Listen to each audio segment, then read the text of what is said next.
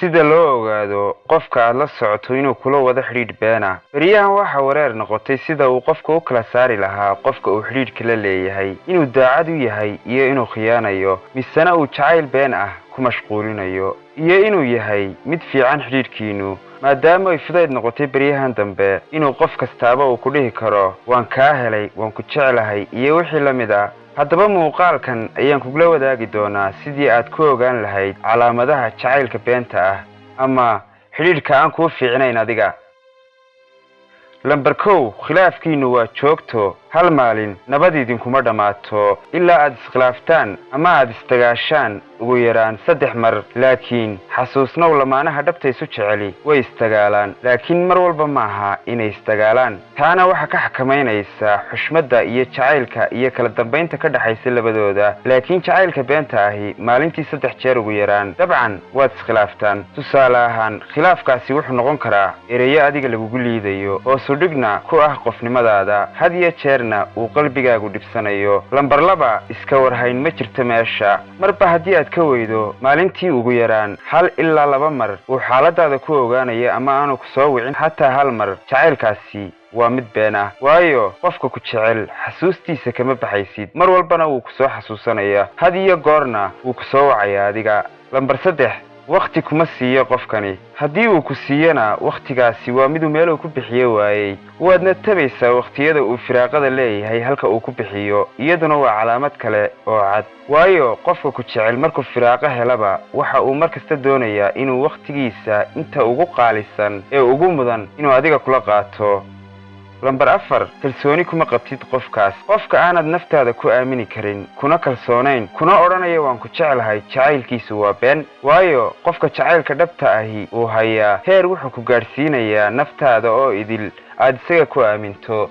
lambar 5 kuguma faana adiga. tusaale ahaan marka uu saaxiibadii la joogo hadduu dhaho gabadhan ama wiilkan waa walaalkay ama saaxiibtinimo caadiya ayaa naga dhaxaysa ama wiilkan asxaab ayaan nahay iyo wixii la mid ah, taasi waa calaamad kale oo cad oo jacaylka beenta ah lagu yaqaano. waayo xilligaa uu la joogo asxaabtiisa waxa laga doonayay inuu jacaylkiisa caddaysto ama ay caddaysato kuna dhahda asxaabteeda ama asxaabtiisa waa lamaantayda ama waa lamaankayga nolosha. waxaa jira calaamado badan oo lagu garto jacaylka beenta ah.